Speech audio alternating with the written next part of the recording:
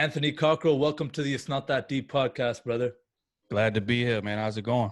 Fantastic, bro. Really good to have you on. For those who don't know, you are the host or co-host of Krew Season. It's a successful YouTube series and podcast where you and your closest homies and co-hosts have super real, open, genuine conversations about relationships, dating, pop culture, social issues, and everything in between. You're also an oil and gas accountant. Now, I don't know which one's really the side hustle. I'm sure we'll get into all that. Right. You've appeared on TMZ, WorldStar, ESPN, Reddit, and you're a beast in the Twitter world. And that's kind of how I know you, man. It's love right there. Love, man. Super appreciative to have you here on the show, man. And, you know, just to give people a bit of background for how I would even have come across your account. I think I was mentioning you before we started, man. I think I've been following you since I was in high school on Twitter. I remember you'd always have some kind of, I wouldn't call it controversial opinion, but it would just be like, it would be like something stated polarizing. In a way. Yeah, it's like almost polarizing where it's like, you know what? Here's my point about this thing. I know a lot of you are going to disagree with me. Now let's put it out in the world and let's talk about it. And I think that shows parallels in like a lot of the things that you kind of do today. And I think that's the energy I've seen you kind of carry out in all your ventures, even up till now, bro. Right. That's a fact, man. It's crazy how this whole journey started, man. Trust me, it was not the plan. I'll tell you that. Podcast or YouTube channel was not the plan, man. When we first started this thing, it was just Twitter. You know, just like you said, I was on in like 2009, 2010 during the golden era, as everybody on Twitter would say. That's the golden era, bro. Yeah. That's back in the day. Like when I was in high school, and I remember that I actually joined Twitter in like 2008, 2009. Right.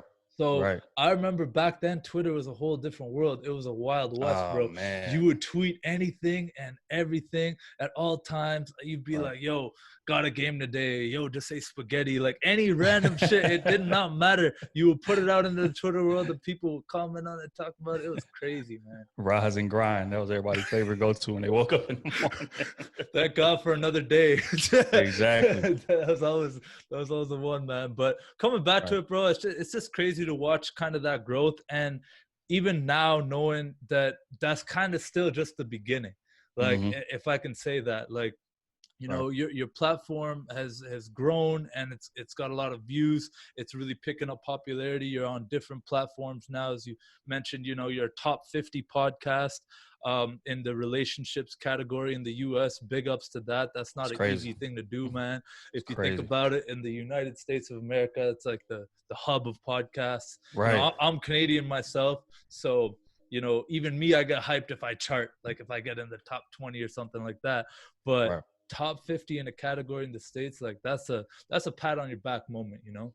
Yeah, that was crazy to me when I first seen that. I was just like, wait, what? This is, again, you gotta realize it's something that we shooting in my house in the office room. So for it to be able to go from here to everywhere like it's going, it's just surreal, to be honest. Yeah. So why don't we take it back kind of to the beginning, man? How did it all start? How did you and your homies come up with this idea to just sit down, you know, throw a camera on and start capturing these moments?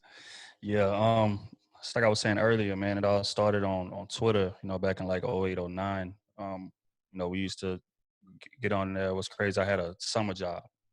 It was a job at this refinery, and like we would go long stretches of time without doing anything. Just sitting in a truck waiting to get a call to go pick up something. So as I'm sitting in this truck, mind you, I'm working 12-hour days.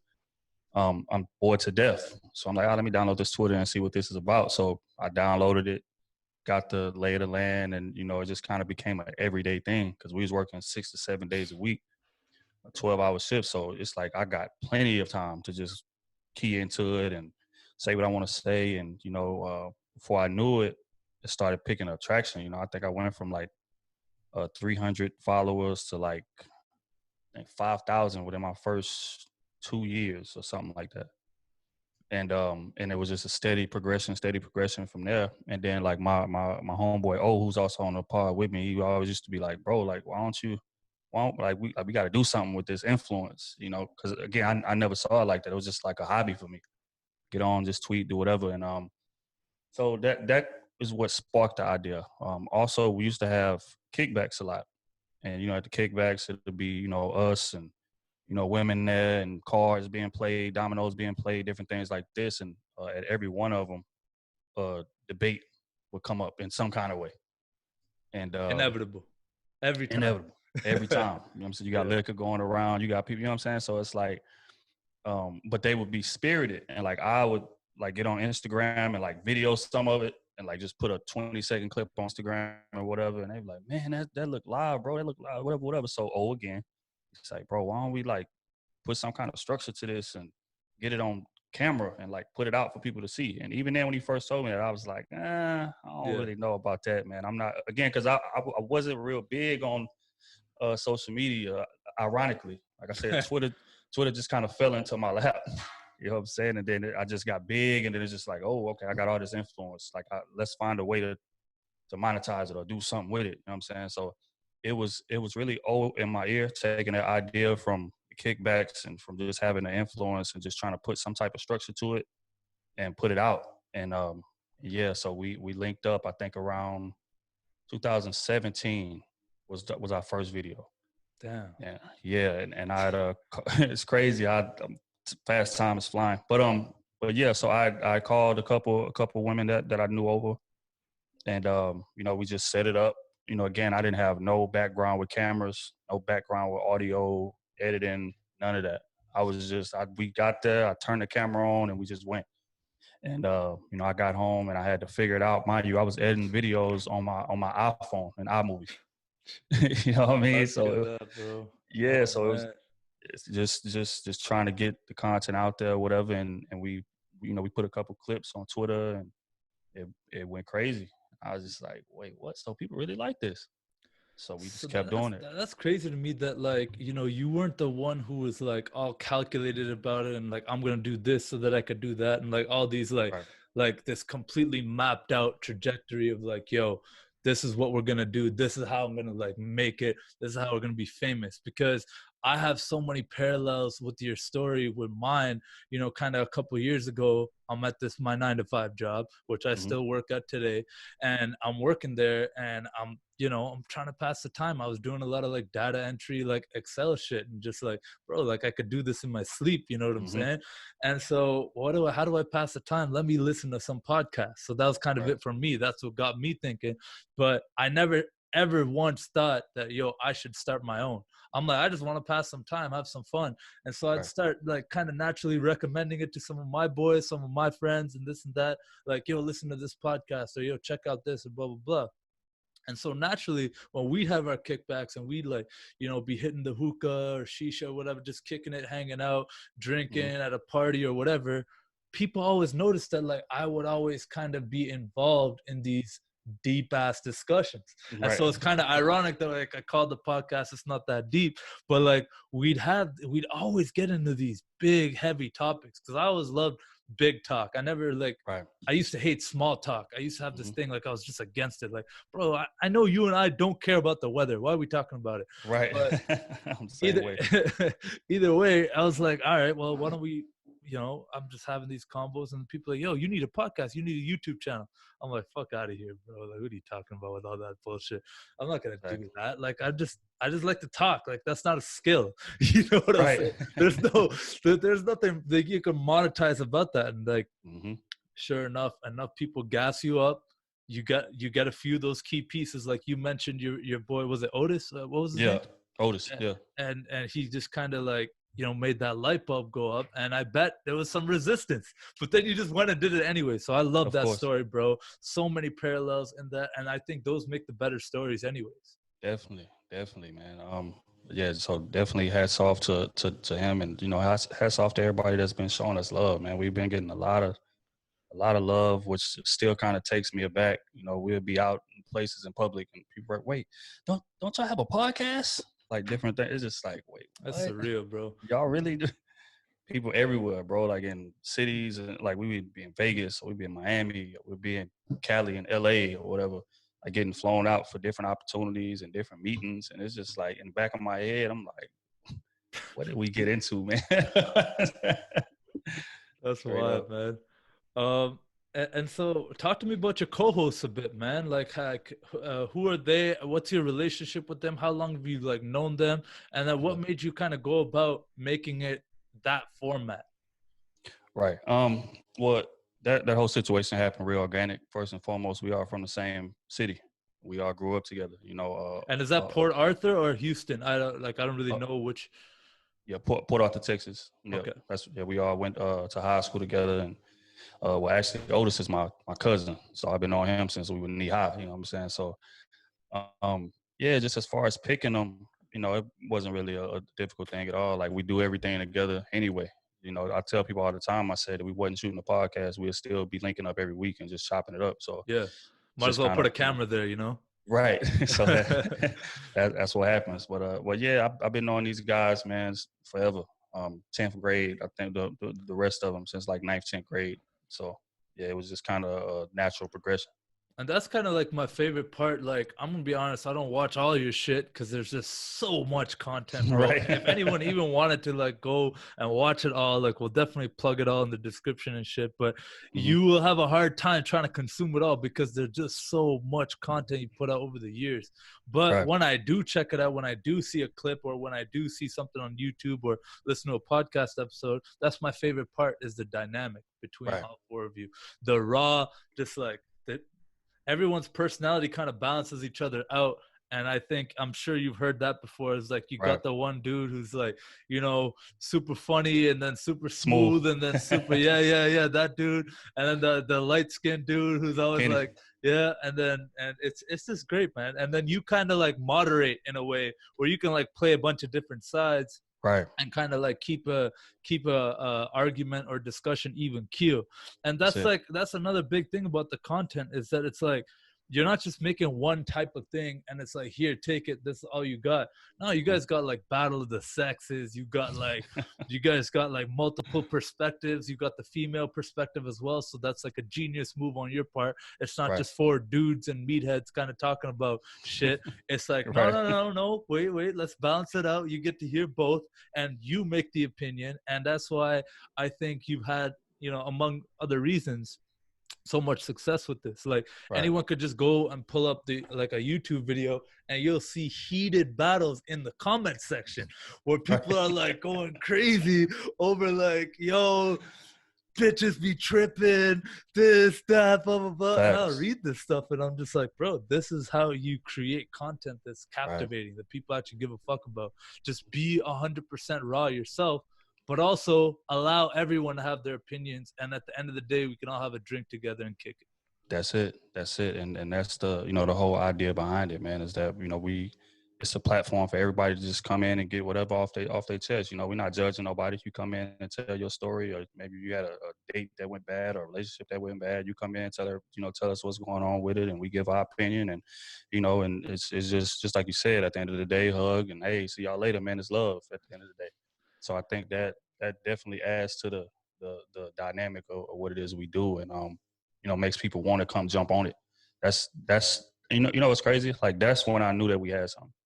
When we was putting the videos, clips out there, and not only, just like you said in the comments, people are going back and forth, but you got people that like adamant about, hey, I want to get on the podcast. So like they'll start DMing us or whatever, and we'll make it happen. As you see, it's like you said, it's a bunch of videos. I think like 100 and something on YouTube. I lost count of so many of them. But but yeah, so if you go back and watch those, you'll see a lot of different people in them, a lot of different women, a lot of different, a couple celebrities here and there, and yeah, it just all happened organically. People just see it, gravitate to it, and the whole point of it is if you watch our stuff, I want you to feel some kind of way about it. Even if you don't agree, you could disagree or whatever, but I just want you to feel something. If you watch it and feeling different, then we're not doing our job. Yeah, man. I had to write that down because that's like the feelings that's everything when you putting across stuff like this because Mm-hmm. and quite frankly anyone can create content now, Right. man. All you need is an internet connection and a phone.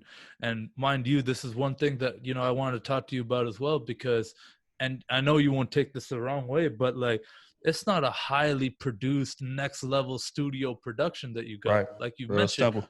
it's at the crib. You got a fucking normal ass table, solid equipment, but nothing Mm-hmm. crazy. You Mm-hmm. know, didn't have to break the bank, and it's just a testament to like, yo, you don't need all that. What's more important is how's this content make you feeling. You guys could literally pull out your iPhone at a cookout or something and throw on a fucking, you know, just a very natural conversation, and people will gravitate towards that as opposed to that shiny, polished, you know, perfect studio. Even though I know all that's gonna come too. Like, Right. Right. I know that's Mm-hmm. all probably in the works, you know. Right.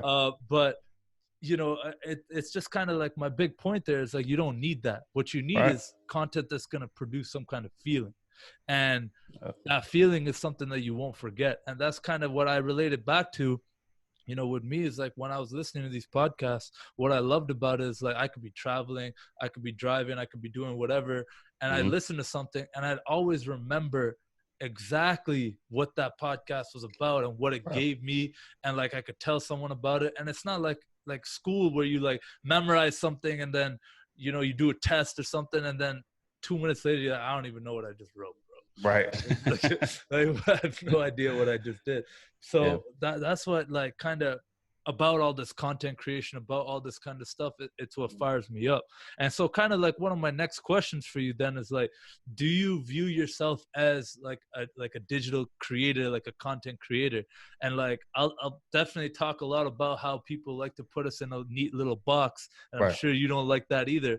But Right. would you consider yourself like, you know, someone who's like an online creator? How would you introduce yourself when someone first meets you?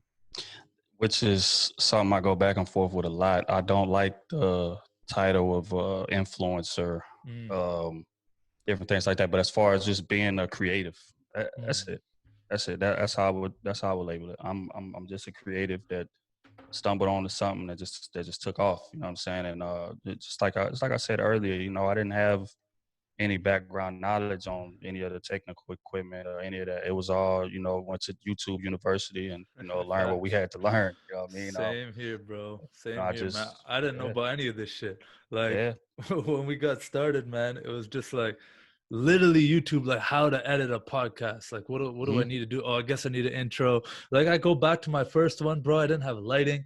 Like I didn't have anything. I had no idea that you needed lighting. I had no idea that the mic really mattered. Like, but Right. I'm so proud of that first episode, Mm-hmm. even though it's shit. It's like the worst one there is, but I'm proud Same of it here. because it's like you started. That's it. That's all that matters. I Man. can always go back and look at that, and that's what I'm sure you feel the same way. Hell yeah, because a lot of people want to like make 1,000,001 excuses as to why they not. Oh, I got to get this kind of mic. I got to get this kind of equipment. Man, bro, I took $600 when I bought a camera, Canon SL2. What's ironic is the same camera we still use to this day. As far as the audio back then, I just had a shotgun mic. Just slapped the shotgun mic on the camera and just set it maybe 5 to 10 feet back, and you know, just did what we did. So the audio was terrible.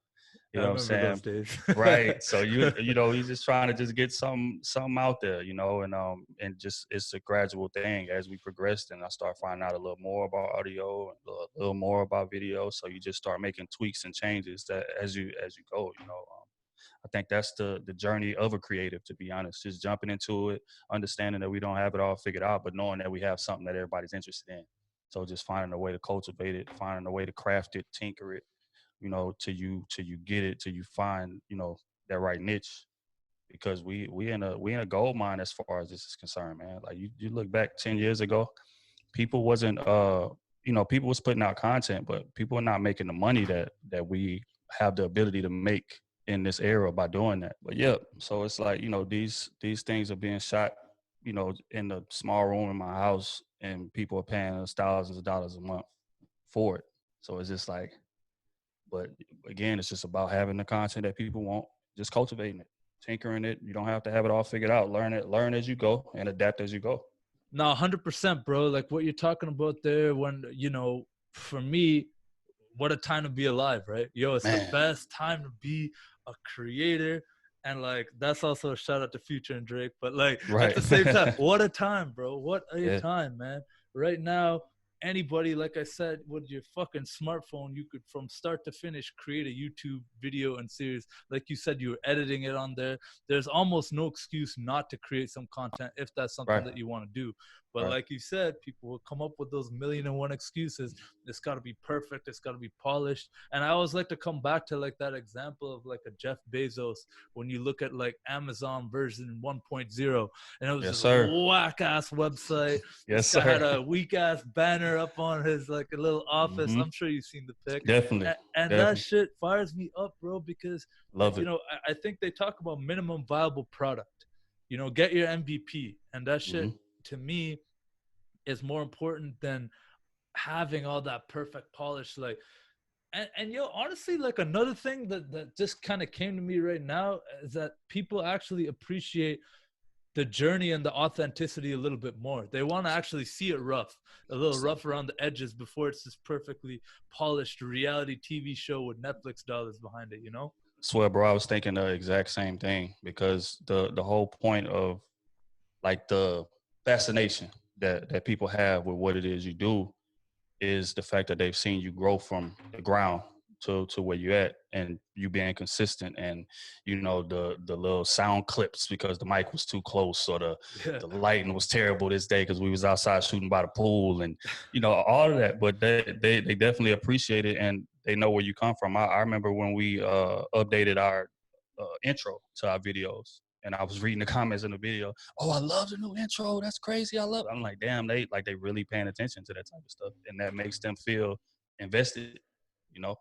And not only feel invested, but like motivates them, because they, you know, let's just be honest, most of the people that are like listening to our podcast and watching the YouTube videos, most of them have aspirations of making their own. They tell us all the time, you know. So when you can look at somebody that you look up to, you know, as far as what they do and they craft, and you can see it from that basic level, and then see what it's grown to, that motivates them to want to jump out there and take that risk and do it, you know, do theirs. So, you know, I definitely love that aspect of it.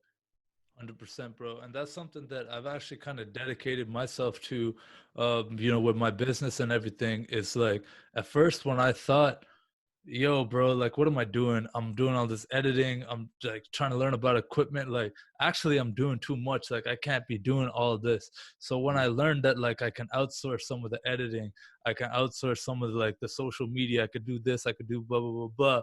And I can get it to like, I could do the part that I enjoy, like this right here. This, I could do this all day. It doesn't feel like work.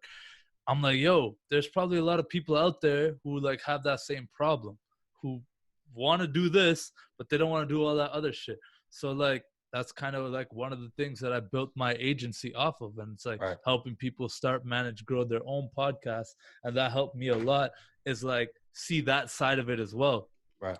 But you know, besides that whole kind of plug for my own shit, what I really take away from what you're saying there is like, man, you don't need all this crazy stuff to just start. Just go figure it out, adapt, and you're gonna crush it. Like, don't overthink all that other shit, and stop reaching out to all these people in YouTube comments. Yo, how do I start?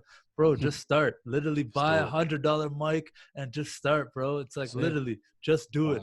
What I'm talking on right now, it's $100 mic, which is another thing when people, you know, ask us different questions. Hey, what type of equipment do you guys use? I tell them straight up, which is something that I found was real weird when we first started this, right? Like you'll be trying to ask people like what type of camera they have, what type of mics are they using, and you got people that refuse to give up the information. You be like, that's whoa, weird, like man. I didn't know it was that serious. That's so weird, man. You'll be surprised. That's acting like it's a zero-sum game, and that's kind of like treating it like, yo, because you start a podcast, I'm losing. Like, whereas like I think you and I kind of see it as completely the opposite. Because you have a podcast and I have a podcast, we're both winning, and we can both kind of collaborate and grow together. And it's way better this way anyways, because you get content, I get content. I chop up a clip, I send it to you, you chop up, blah, blah, blah. It's just kind of a win-win situation. And to me, it's fuck all that other shit anyways. It's about the relationship at the end of the day. I'd much rather just develop a relationship. And another thing that I kind of like, you know, kind of the next thing I wanted to talk to you, and this is anyways like a clean segue, is like documenting the journey. Like, to me, I think it's almost more important to be able to document all this in an age where you can literally record anything at any time. That's more important to me than, like, you know, even like the money aspect or Right. the clout you could potentially get, or like the followers and the likes and all that shit. To me, it's like, yo, when I'm 50 and I got kids or something and they ask me, yo, what were you doing when you were 25? Be like, go to YouTube, bro. Go look at it. Go Okay, look just at it. type That's what I in. was, Yeah, just type it in. that's what I was looking at, man. So do you kind of feel the same way about documenting the journey and the process? Do you want to go back and have these timestamps and like, yo, just look at what you've built? Definitely, definitely, and you know, it's funny you say that because I was thinking about that yesterday. Oftentimes, you know, because you're in the grind of it as well. But when you're in the grind of it, it's just okay. What's next? What's next? Next thing. Next thing. Mm-hmm. Next thing. So you rarely take moments to really just sit back and just like you said, go back and watch that first video, or go back and watch that second video. Like, you know, especially when you're editing. Because, you know, you feel like, you know, I feel like when I'm editing, I done seen it 100 times. So when we put it out, I don't even watch it back. You know what I'm saying? Like, it's like super rare. But when you do go watch it back, it's just like, wow. You start like, it's jaw dropping. You don't, I think that's when you like get the total grasp on what it is that you built. That it's like, damn, we brought it from there all the way to here. Like, it's beauty in that. You know what I'm saying? And just like you said, being able to pass that down. And, you know, when my daughter gets older and, you know, hopefully this thing has grown, you know, in an exponential fashion, she'll be able to go back and see all of that original stuff and just be like, wait, wow, this is where y'all first was shooting at? Like, this is hot. Yeah. So it's beauty in that for sure. 100%, bro. And that's it to me, man. Like, at the end of the day, you know, all this putting out all this content, all the editing, and like 100% what you said there about like going back, and like it's almost like an athlete watching game film. Like, Right. I hate going back and watching my own podcast because I'm like, bro, I was there. I know everything that happened. You know what I'm saying? Exactly. But sometimes you do catch yourself like looking at something and it's like, oh, you know what, maybe like take a second, because I'm very wired to only think about the next thing. Man, And it's swear. very much the arrival fallacy. Like, all right, well, that's cool, I got this many downloads, but yo, what's next? Or yo, I got this guest, but what's next? And like, you know, recently it was my birthday and I just turned 25, and I actually for once took like that day, and it was like kind of a somber birthday. You know what I'm saying? Usually we're turning up, we're going to the club, we're doing this, we're having all this fun, we're doing all this crazy shit. But this birthday, obviously, with everything going on, and like, you know, also with my leg and all this shit too, I kind of just sat down and I'm just like, yo, like, I might like just reflect a little bit. Like, I might actually just take a step back and like, yo, like, it's only been like almost 2 years since I started this podcast. And I've had the mayor on my show. I've had pro athletes. I've had, you know, I've had people like yourself. You know, it's like, and you know, all the other things, all the vanity metrics, that's all cool. But it's just like, I'm just happy that I kept going, because there's so many moments when you're just like, yo, what am I doing, bro? Man, I just want right to now. fucking chill, bro. Like, you know, sometimes even you tell yourself like, yo, is it even worth all the effort? Like, and that's just doubt and like insecurity, or like not even insecurity. It's just like kind of doubt and negative thoughts kind of creep into all of us at times. Yep. And And then that's mental fatigue. Yeah. mental fatigue for man. sure, bro. Because a Jesus. lot of people don't realize how much goes into even putting one episode out. Oh man, so much behind the scenes work. You know, they just see a 20-second little clip on IG and they're like, yo, let me send you a like or a comment. And it's like that's all fine and shit. But man, I spent 6 hours editing this, and it's just one they consume it one quick time, and it's okay. What's next? When the next one coming? It's like what? You don't understand. I was up till 4 in the morning making it. And I think that's kind of the dichotomy, like in what I'm learning between like being just a consumer and a producer, though. And that's kind of one thing that like has helped me in this journey, like just keep leveling up and keep growing as a person, is like that reminder to myself that, yo, I used to just consume these things. Even I'm talking to you about on this podcast, like I just started only listening to podcasts.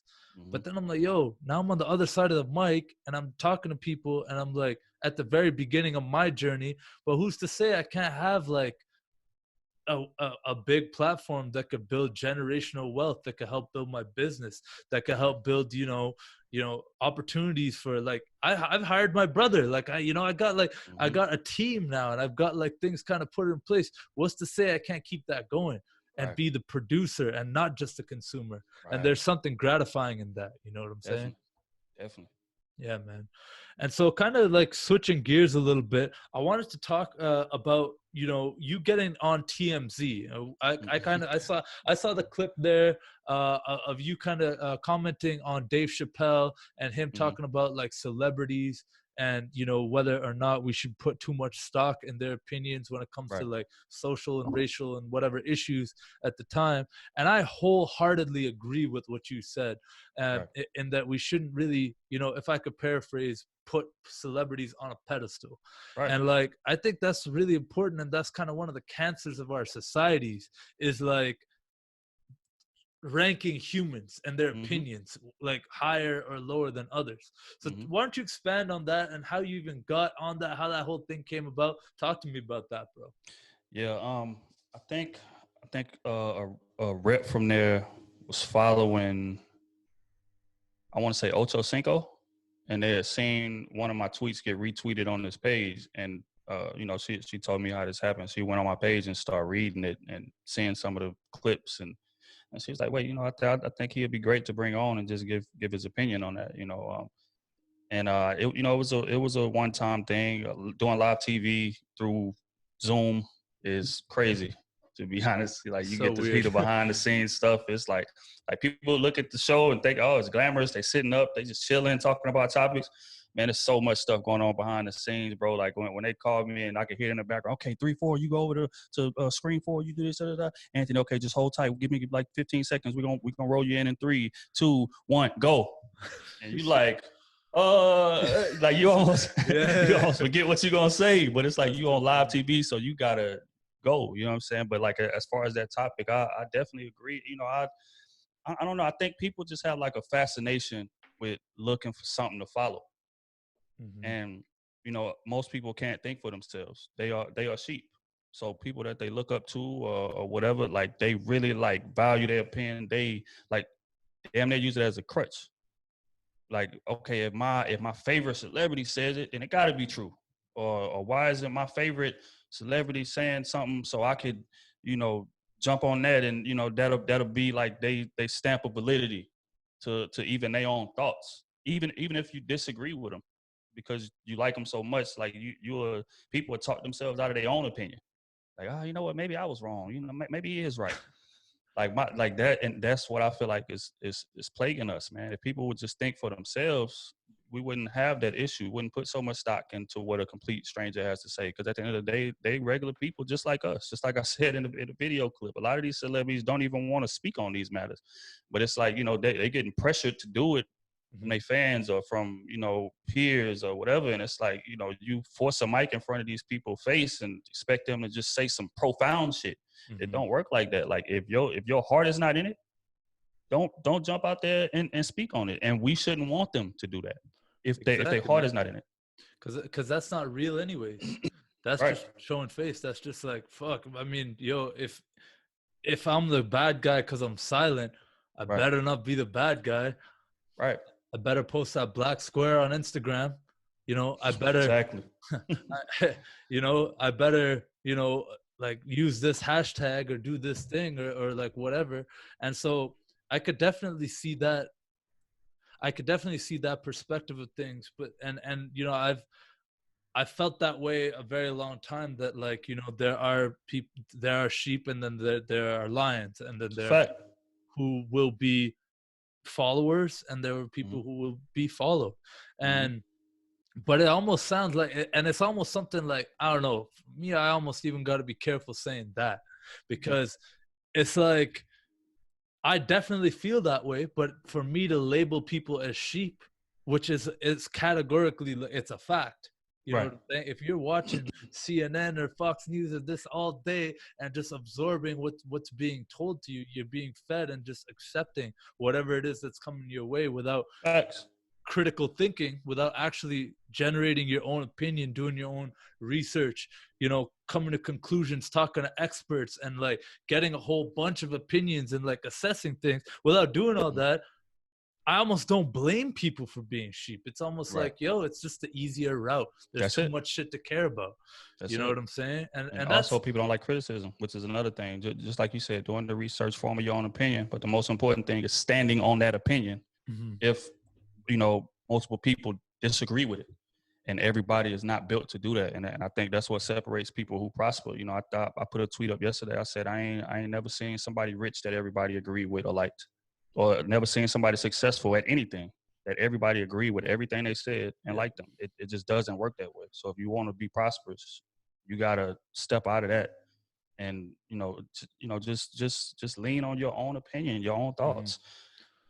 That's got to be the default setting, and that's kind of what I've opted to do in many ways. When I have a strong feeling about something, or when I Mm-hmm.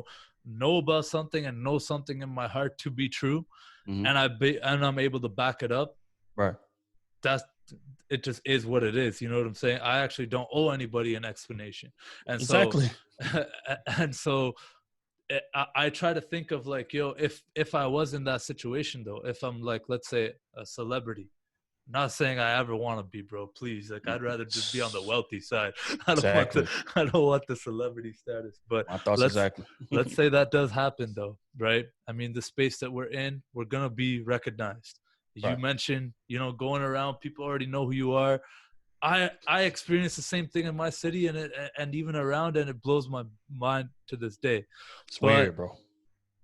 all that said, it's like, okay, well, someone puts a mic in front of you and makes you want to comment on something that you're just maybe not even, I'm not even know, like, I don't know, man.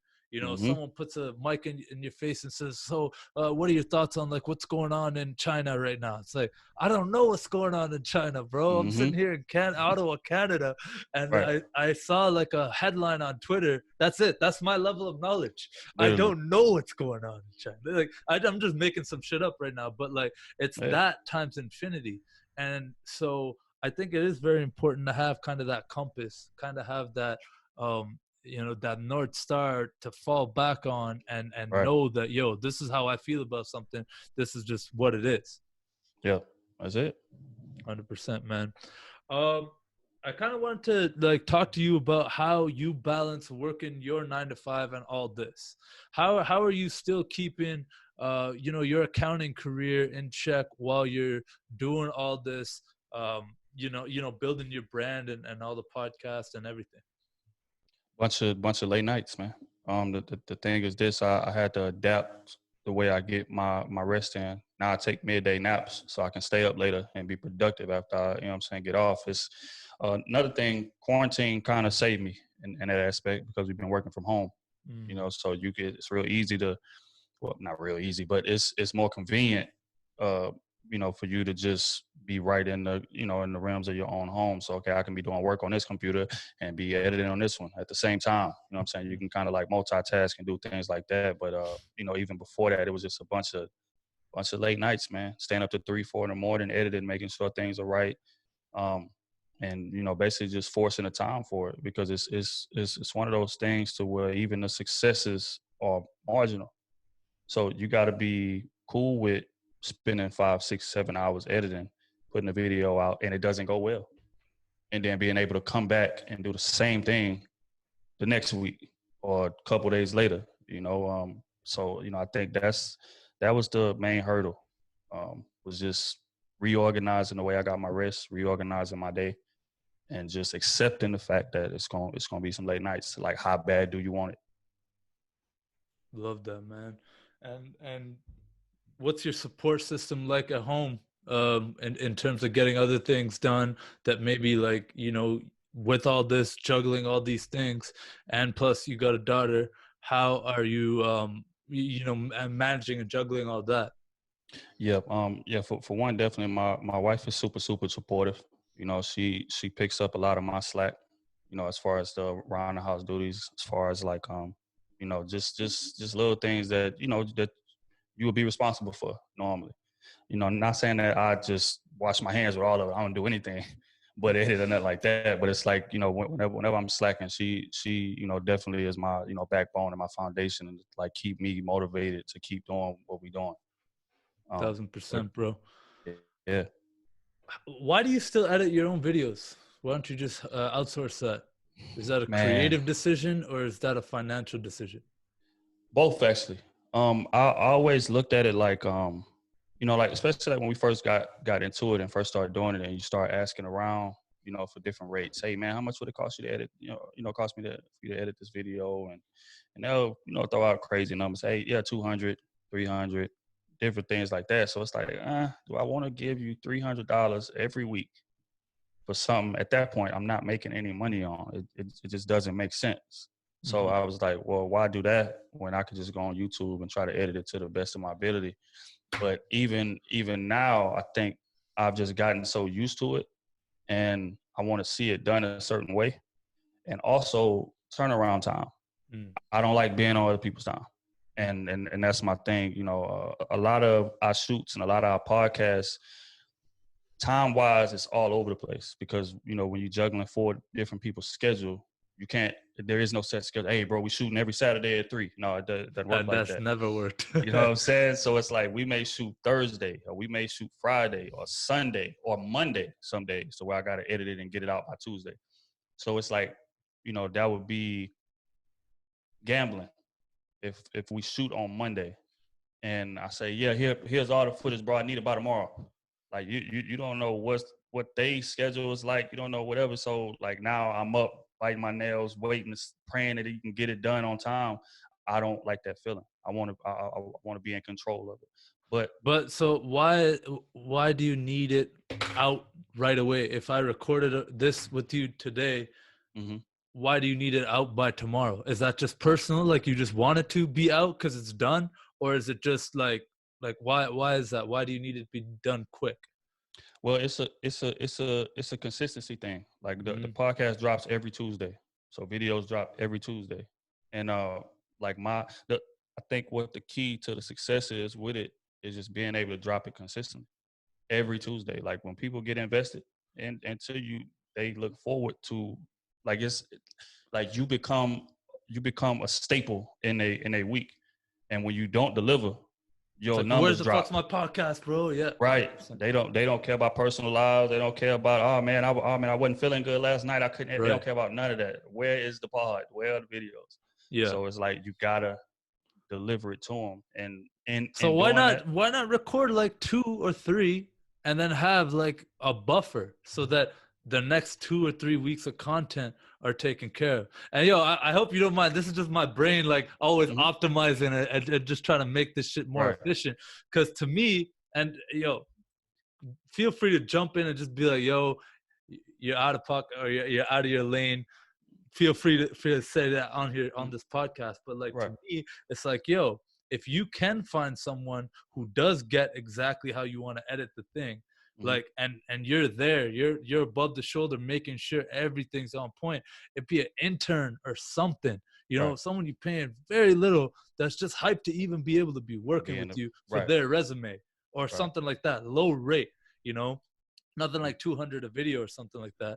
Now you just opened up 6 hours of your week that you could now shoot double the content, or you can go get brand deals, or you can go, make more money that you can now pay to get more content and more editing. And it exponentially grows. Now I know it's not that simple, but why is that not like the where you're going with this? Well, in the past we were doing it like that.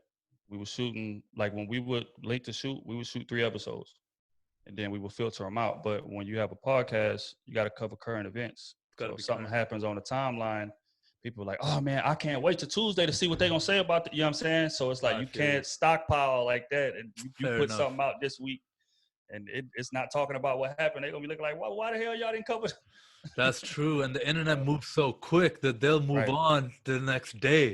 And That's that it. cycle is so close. All right, I get that. That makes a lot of sense. So you can't be batching out like 5-6 episodes, Mm-mm. but maybe 2, maybe 1, or like maybe Mhm. you have like a certain, like maybe you do a podcast live. You know Right. what I'm saying? Or maybe you do one like those kinds of things. I don't Mhm. know why I've gotten into all this, bro. I'm gonna bring it back Nah, to track. It's just it's all good, man. It's productive. yeah, man. It's just how I Mhm. think, man. Because like Yeah. a dude like you, I almost feel like you got to become ruthless with your time. That's kind Right. of where I've had to get to, and I'm nowhere near as big as you. But like Mhm. I've had to become so like ruthless with what I'm Mhm. doing with my time because Right. it's so valuable, and I could be Hell yeah. using that to go get the bag to go get more money. You know what I'm Right. saying? So I mean, I completely agree with you on the working from home, being able to navigate that, and Mhm. that just makes sense. Yeah. But you know, in terms of like losing your sleep to edit these podcasts, bro, that's not a sustainable strategy, my guy.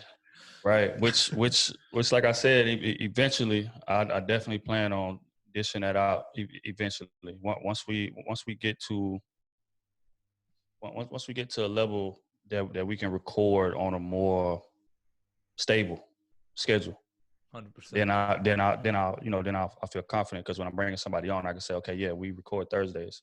I need the video by 100%. Tuesday.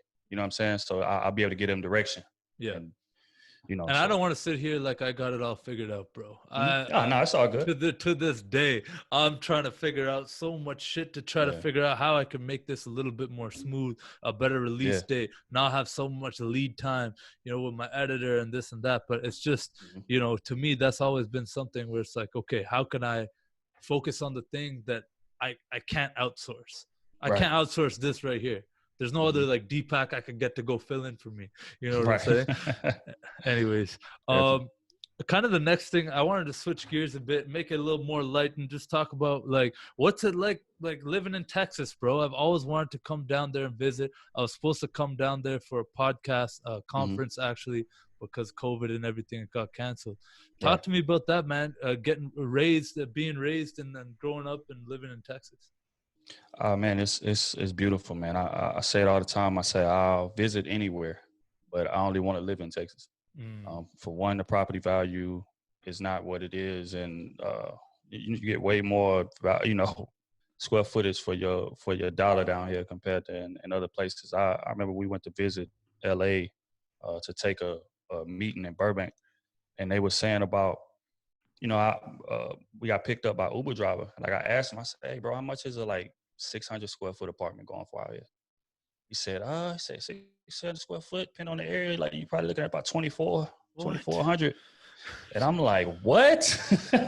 But he was dead serious. We talking about a closet for 2,400. So whereas my mortgage, I have a 5-bedroom house, a 4-bedroom house, and that's about what my mortgage is for the That's house, so three nice. 3,000 square feet. So why would I leave that to go do? You know what I'm saying? But Mhm. aside from property value, the food is amazing.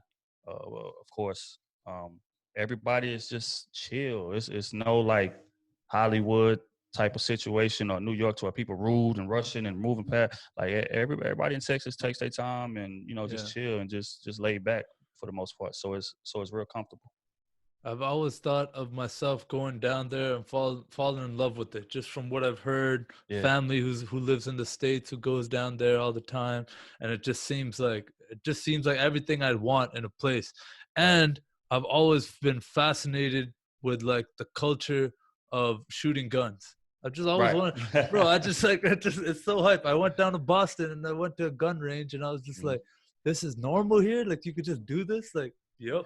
Every day, bro. Like you can, I can go to Walmart right now and buy a shotgun right now. That's so hype to me, man. And Yeah. you know, people have their opinions about that and whatever. One thing I wanted to ask you about, man. I remember you put this tweet out, and I read the kind of the thread about it, and it hit me hard, bro. It was a crazy story, man. And if you're willing to share it, you know, the reason why you don't smoke weed is something that I do think that you know it's an intense story, but man, Yeah. I think people need to hear it. Yeah, the reason I don't smoke it, and it's crazy because in the environment we grew up in, right, everybody does it. It's like a natural thing, but it's a gateway drug, and everybody has a different level of what's the word, like addiction, how easily they can get addicted to that high, and you progressively start doing more things. Just like I said on there, I had a homeboy that grew up right around the corner from me, smoke weed all the time. When we were younger, and mind you, he's like 5 years older than me. So when I was younger, around 12, 11, 13, we all used to kick it. My house was the spot in the neighborhood. Everybody would come play basketball, come play Madden, or come play, just everybody just kind of just congregated at my house all the time. And he was one of those guys. So, I knew him real close. And one day, he had, just like I said, he started progressing from the weed. It went from that to him lacing his blunts.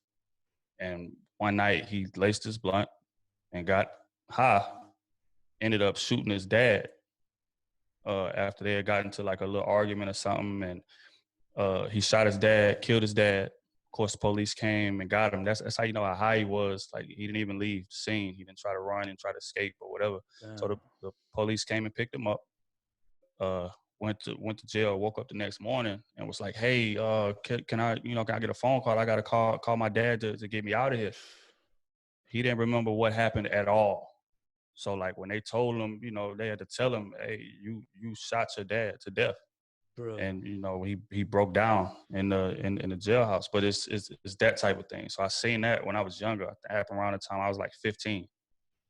So at that point, I was like, yeah, nah, I'm cool, because I don't know what my tolerance level is. I don't know what my, how easily that I could, because I generally have an addictive personality, right? So if I do something and I like it, I'm going to keep, you know what I'm saying? So it's like, it's only a matter of time before it escalates into something else. And I don't want to end up in a situation like that. So I do something so crazy and I can't remember it. And I done threw my whole life away over. It's just not worth that to me. It's a sad story, man. And I hate to bring it up that way, but I do think it's important to talk about, because it's like everyone kind of normalizes it to a point, and especially up here in Canada where it's fucking it's legal. Right. As I heard. You know what I'm saying? So here it's like, and I got no issue with people, whatever they want to do with their bodies. That's none of my business at the end of the day, right? But I'm one of those people as well who has an addictive personality, and like when I'm 0 or 100, bro. It's like when I'm like smoking, drinking, partying, I'm having fun, bro. Right. I'm like, and that's just like who I want to be in those moments. And it's that like when you wake up the next day and you're just filled with regret and like remorse, almost like, what have I done, bro? Like, I'm such a mess. Right. And that happening like on a pattern and like on like, I think it's very important to kind of like deconstruct that a little bit. And so that's why I do things like earlier this year I went on like a sober cleanse, even like no drinking, nothing, for 3 months. 3 months, that's dope. Yeah, bro. And I was inspired by one of those Joe Rogan sober Octobers, and I did 1 month earlier this year, and it was like, okay, like I did one, why can't I do 2? Okay. Right. And why can't I do 3? And so I did the 3 months, and bro, I learned so much about myself during that time, because from the moment like I touched a bottle when I was like 14, 15, whatever, it never really stopped. It was just like a every weekend kind of thing, like, or 2-3 times a week, like whatever. When you're just with the homies, you're with the homies. Pour up some Henny, pour up some Ciroc, whatever, what have you.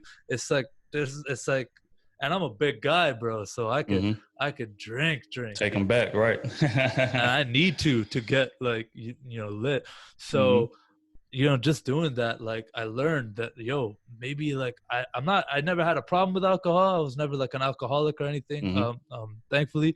But bro, I went hard on the weekends. I would and it just taught me so much about my relationship with substances, and like why do I need this? Like to feel like I need to be like to feel like I'm fun, or like I could talk to that girl, or like I could do this, or have like the liquid confidence to say whatever, do whatever. And so after that first month you feel clarity, and right now I'm doing something right now, I don't know if you've ever heard of it, called 75 hard, where you Mm. basically do, bro, it's crazy, man. If you could do this, I feel like you could do anything. That's why I did it. Mm. But it's this like entrepreneur guy, Anthony Frisella. He has this challenge. And basically a lot of high level CEOs and entrepreneurs and just killers have done this. Right. Basically, you got to go 75 days, no drinking, no cheat meals of any kind. You got to take a progress photo every single day, like of your full body. You got to do 2 workouts. So 2 workouts of 45 minutes in length, and one of them has to be outdoors. So you can tell that's fucking tough for me out here in Canada, bro. Right. I can imagine. And the last thing, you got to read 10 pages of a book, bro. So I started doing that when there were 75 days left of this year. I'm now on day 27 as we record this. And bro, my mental clarity, I just feel like I can literally do anything. I'm just calm. Sure.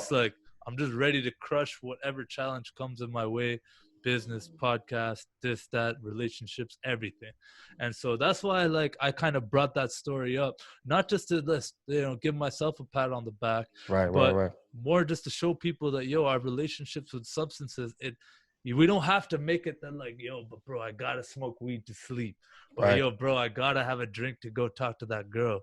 It's like, try not doing it for a bit, Yeah, because that right there is what it turns into. Like, even me, I've never done drugs before, but I drink, and it definitely helps me be more sociable, because when I'm sober, you let loose. I'm right. When I'm sober, I'm real calculated. I'm analyzing everything. I'm analyzing the room, analyzing how somebody's speaking, like everything. I'm just like lasered, and that causes me not to be sociable. But when you drink, you can kick back and laugh and joke and talk to anybody or whatever. But so I could definitely see how somebody could fall into it being a crutch. I definitely get it. 1,000%, man. And I missed 2 things with that 75 hard challenge that actually make it really tough. Is you got to drink a gallon of water, so that's 2 of these guys. So that shit's basically fucking impossible, bro. And if you fuck up any of those things, you got to restart from day 1. Oh, so that's what keeps me going. It's like, bro, whatever it is, I'm not restarting from day 1, bro. Tourniquet. I'm going. I'm doing upper body. Right. Couldn't imagine being on day 60 and have to. Oh, man. Nah, man. People fuck up with the littlest thing. Like if they don't take a photo or something, it's like restart, man. Like what? That's crazy. But I mean, I could definitely see like how to be beneficial. Definitely teach you discipline. I think you could do it, man. I think you could do it. It would fucking blow your mind, man. Yeah. Try look into it one day, man. Yeah, definitely. Kind of the last topic, bro, before we wind down. I know I've had you here for a little while now, but it's been fun, bro. Again. Oh, definitely. It's all good, man. I'm enjoying myself. But you're a Cowboys fan, as definitely. We know, right? Definitely. Cowboys fan through and through, and I like that about you, man. You never wavered. But what makes you a Cowboys fan and you live in Houston? Excuse my ignorance here. Yeah, no, it's all good. I was actually born in Dallas, though. That's the irony of it. Matter of fact, Irving, which is where the original Texas Stadium was. So my whole family, it was Cowboys, everything on both sides. So it's like I just kind of got born into it. The first game I went to, Cowboys game. The Cowboys is, of course, they're American team, so we on all of the nationally televised big games, Monday, Sunday night. All of the like premier games that come on TV, everybody in the house is watching. So we used to have, big family gatherings. Everybody got Cowboys T-shirts on and jerseys on, and we just be watching the game. So you become invested from that standpoint. Like I was born into it. It wasn't really a choice. That's amazing, man. Me, I'm a massive Patriots fan. I'm a big Pats fan. I know you got respect for them, but definitely. You're not a Pats fan. But no. With the Cowboys being like, we got similar records for like the first time in a while, man. Cowboys are what, 2-7? Something like that, man. We need to just keep losing, man. Keep losing. Well, I mean, let's take and rebuild, man. You don't got Dak, right, man? That was right. That was devastating. That injury, man. That hurt for me to watch, bro. It was on such a weird play, bro. It's like he runs all the time, drops his shoulder, runs over safeties and linebackers. So for a guy to be kind of getting drugged as Dak's running and dragging him down, and he heard it like that. It's just like what on that play, bro. but If anyone knows these fucking football sports injuries, it's me, man. I right. had surgery on my shoulder. I'm just like, I played football for like 10 Yeah, years. So, yeah, linebacker, tight end, everything. I know what that sport can do to you. And yes, in a sir. weird way, man, it's a blessing that I didn't go to the next level. I Yeah, used to, that was my only goal. Like I wanted to just go to the next level. And you see stuff like that and you see that, that could be something that you don't come back from. He will, right. but it could very well be something that fucks up your bag. It fucks up your mental up here. That's You're bingo, probably never gonna be able to like be 100% shake that off. You know what I'm bingo. saying? Because But that's I definitely done had countless concussions playing ball, man. 2 dislocated shoulders, broken ankle, like back issues that I'm still dealing with to this day. So it's like, yeah, you're right about that. Some of that stuff doesn't go away, and the older you get, the more you feel it. But more importantly, the head trauma. We don't really realize the effect that takes, especially when you coming up young and you playing. Everybody want to get that big hit so the crowd can go ooh. And in a moment you feeling it, your adrenaline good, you rushing. I didn't hit people and got up and saw purple dots with my eyes being open. You know what I'm saying? So it's like, but at the time it's like a bravado thing, which is cool for when you're young. But when you get older, man. I used to watch those like football like pump up like biggest hits videos before a game. You know what I'm saying? And I've had concussions as well. And like, bro, like you look at it, man, and what's the future of football? Like, you know what I'm saying? Like, I love the sport. That's my sport. I loved, I could list a million positive things that I got from that sport, whether it be the camaraderie, the discipline, learning about hard work, building up to an outcome, teamwork, all that shit. Right. But if it's fucking up your body and it's like, anything could be a catastrophic accident. Like they say it's like an accident, you know what I'm saying? And then you give these guys pads so that they can run full tilt, like with no repercussions. It's not like rugby where you got to kind of slow down, put your head on one side, wrap up and get the proper form tackle. It's like, no, this is like a safety running to come and blow your head off. That's it. Whether they change the rules or not, like you can't change what football is by its very nature. Right. So what's the future of this shit, man? I mean, man, it's a scary thought actually. A lot of people look at the hits on Sundays and on game days and think, oh yeah, that's crazy, but they're not realizing that we've been doing that 4 days out of the week, 4 or 5 days out of the week. So you just seeing the big hits since on Sunday. Football, like, right? You don't know about the bull in a circle and Oklahoma drills and different things like that you do. So yeah, like those those hits is different than in the game. You know what I'm saying? So, but even now, like you hear about them trying to banning that shit. They're like, like we're gonna have contactless practice and all that stuff. All these like bullshit ass measures. Right. But it's like, all right, so do you just want me to go into a game and not be prepared, not have my body like hardened and ready and be able to get the reps in that are going to prepare me for that game? Yep. It's all bad, bro. It's all, like, which is why we seeing a spike in injuries, because back in the day we used to go hard. It was past 3 days a week, and then you get that one day with shells, and then you go into the game, you're ready. But you've been practicing hitting all week, so it's like you know how to fall, you know how to hit. You know what I'm saying? Because you repeatedly doing it. Yeah. Just like you said, to go from contactless practices to full tilt car crashes every play on Sunday. That's why you're seeing a spike in injuries, man. People was not prepared, ligaments and different things like that. I mean, I don't think football is going to be around as we know it in 20 years, bro. It won't be. I mean, I know there's so much money in it. That's what I was about to get into. It's such a big business. We're talking about $1 billion industry or more. Yes, sir. And it's like, but even then, man, it's going to get to a point where like, you're going to have, like, it won't be in high schools and shit. That's for sure. That's probably even sooner, probably 10 years. Yeah. I'm thinking 10, 15 years. And if there is, you're going to have to sign some waiver of liability for the rest of your life. Like something, was made us sign that fucking little dinky form. You'd sign it yourself, give it to the coach or whatever. But, that shit is not going to fucking be around, bro. When they have, like, they already have the cut and dry stats that say you can't. Like, this is destroying your brain. It's not just the big hits, it's the little ones. The old linemen's, this being jacked up, just a little thing that's moving your brain, man. Yep.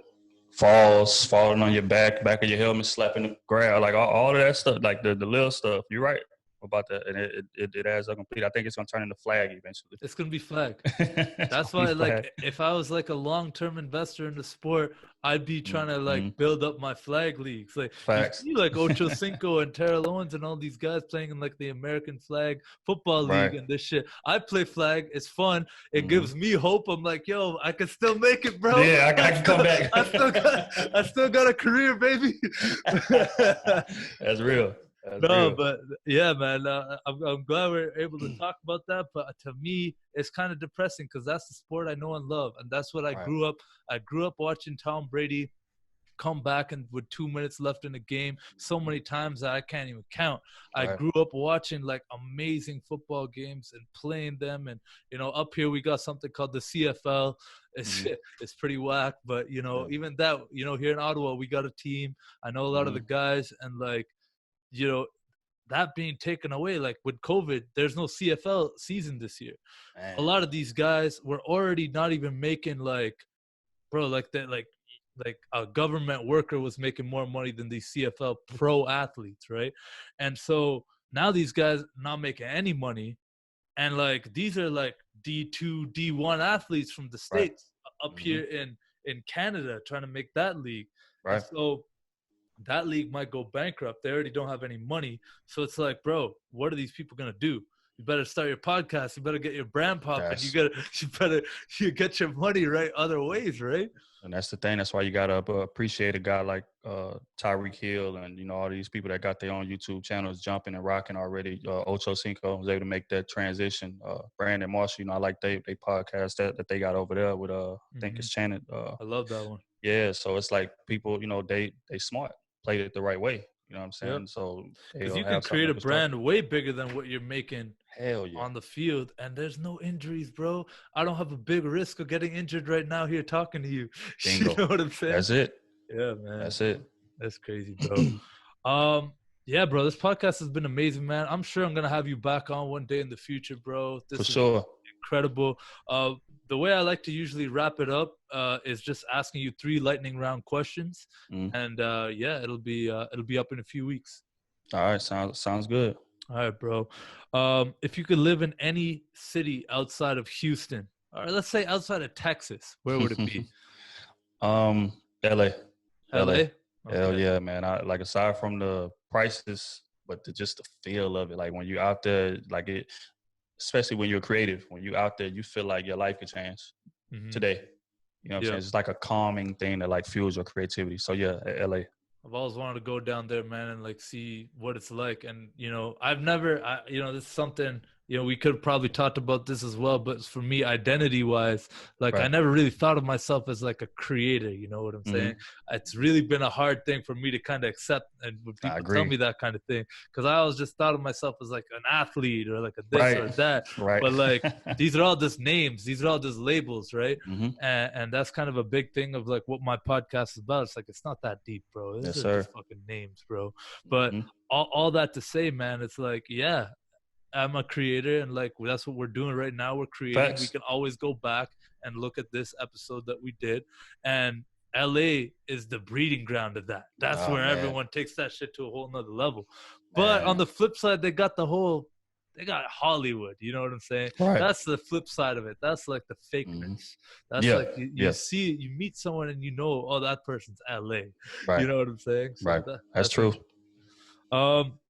Question number 2.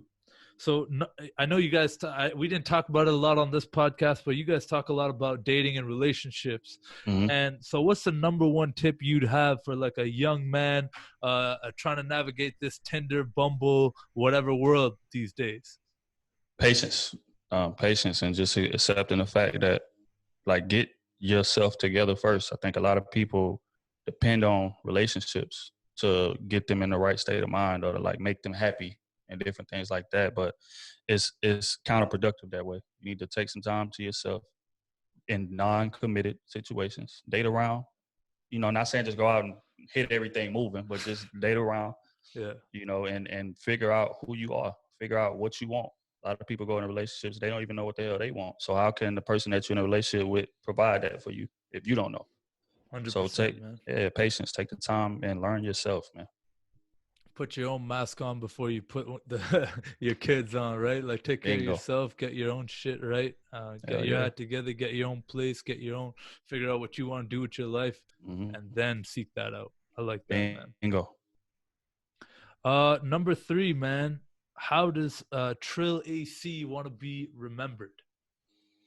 Man, you know, it's crazy. I think a lot about this. I just want to be remembered as somebody that wasn't afraid to say what he wanted to say and that stood on it. You know, I'm not a like shock value type of person. Everything I say is for a reason. Everything is calculated. Everything is researched. Everything is what, you know what I'm saying? Which is why when people challenge me on what I say, I'm able to articulate myself well, and I end up making them react emotionally. You know, everything I do is logic based, like real cut, black and dry, you know, black and white.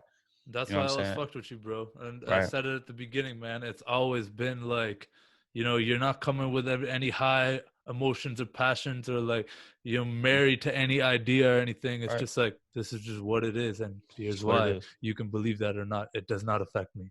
That's an important skill to have, man, because there's a lot of negativity and a lot of comments and a lot of people online who always want to shout and feel some kind of way behind an egg, behind a Twitter egg. You know?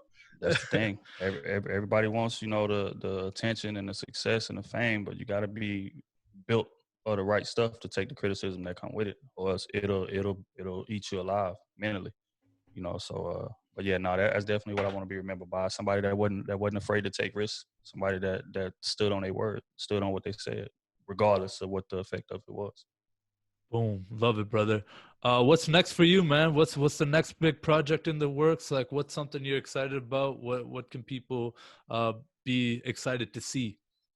Man, we got a lot of stuff coming, man. The clothes are coming. We're working on some crew neck sweaters now.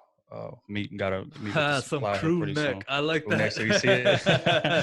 But you better label it like that on your Shopify site or whatever you got there. Definitely. Just like crew neck. You already know. You already know. But yeah, so the clothes are coming out. Another round of Battle of the Sexes is coming next month.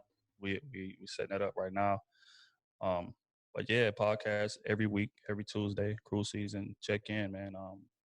Yeah, it's again, it's so much stuff. It's hard to like, you know, but it's a lot of content coming.